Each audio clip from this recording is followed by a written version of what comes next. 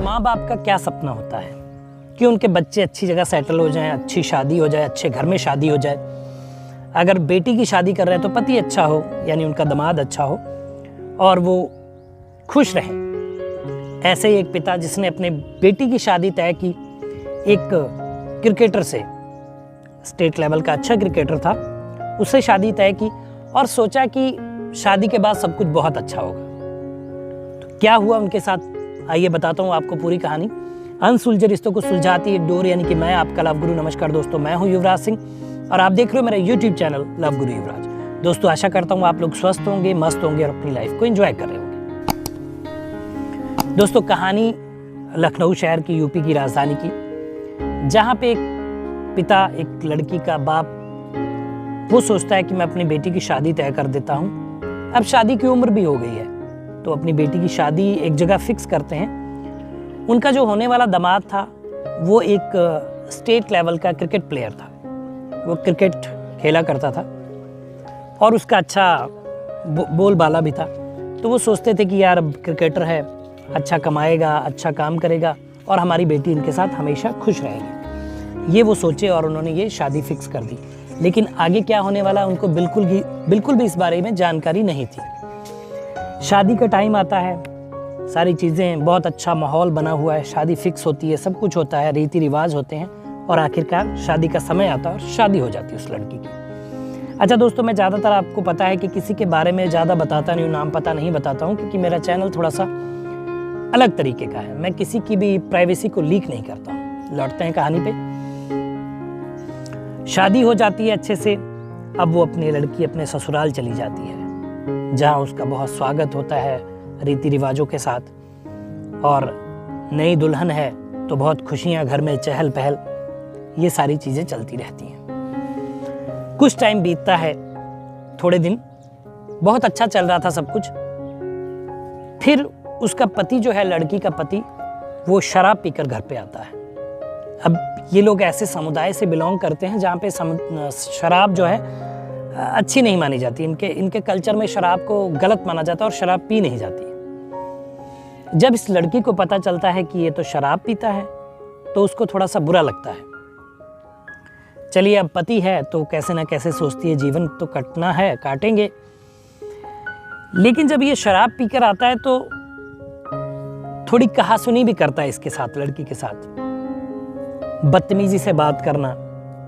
अब कैसे करके लड़की टॉलरेट करती है और इस चीज को इग्नोर करती है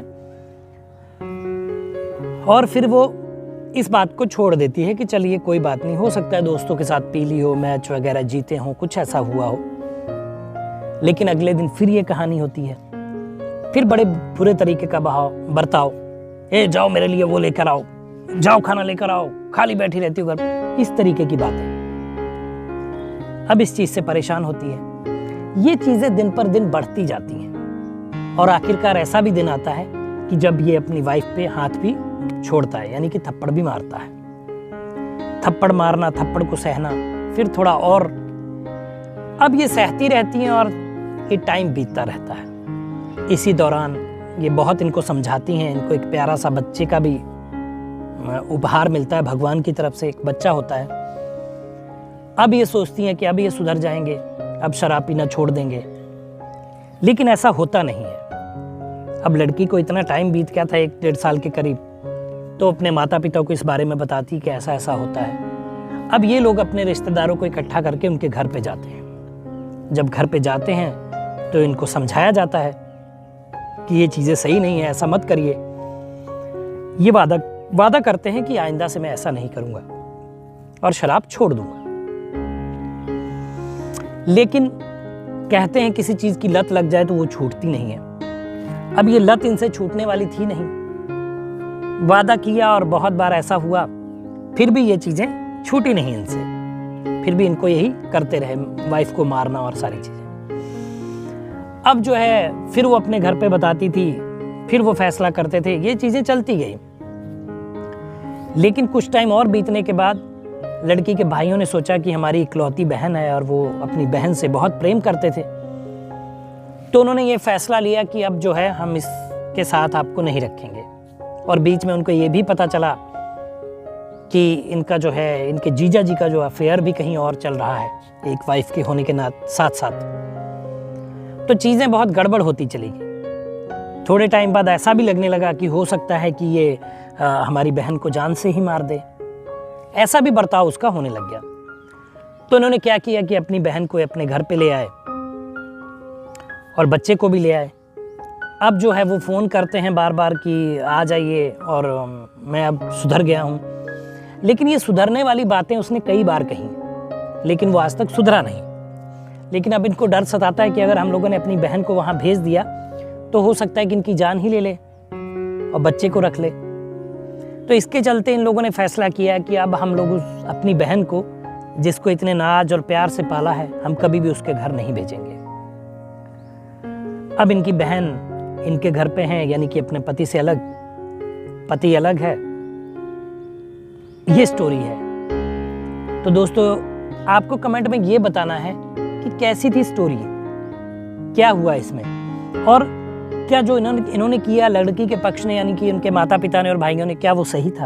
आप लोग कमेंट में बताइए, मुझे आपकी कमेंट्स का इंतजार रहेगा। और मेरी तरफ से एक सुझाव इनके लिए कि देखिए, जब शादी करनी होती है तो चारों तरफ से, बहुत जगह से आजकल बहुत फ्रॉड चलता है।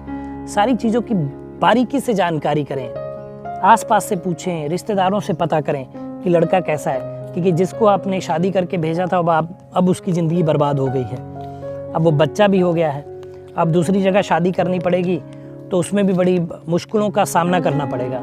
ये ढेर सारी चीज़ें होंगी, ठीक है। तो जब भी आप ऐसा कुछ करते हैं, अपने बच्चों के लिए घर देखते हैं, तो थोड़ी सी खोजबीन अच्छे से करें, और ताकि आपके बच्चों को ऐसी परिस्थितियों से ना गुजरना पड़े।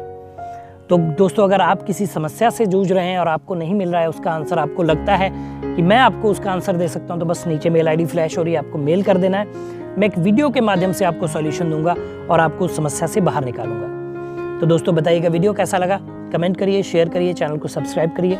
मिलेंगे अगली वीडियो में, तब तक मुस्कुराते रहिए, खुश रहिए, क्योंकि जीवन बहुत छोटा है। धन्यवाद।